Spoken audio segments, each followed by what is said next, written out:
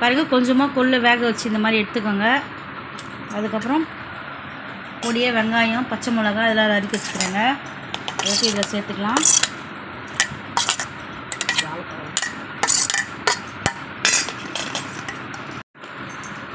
ஏற்கனவே நம்ம கொள்ளில் வந்து உப்பு போட்டு தாங்க வேக வச்சுக்கிறோம். அதனால கொஞ்சமாக உப்பு சேர்த்துக்கலாங்க.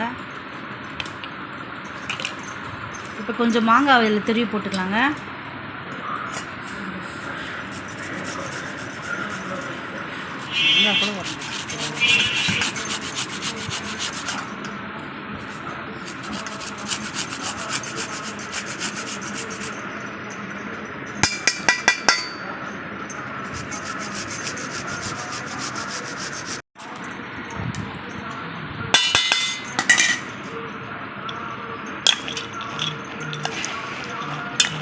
இது எல்லாத்தையும் நம்ம கலந்துக்கலாங்க.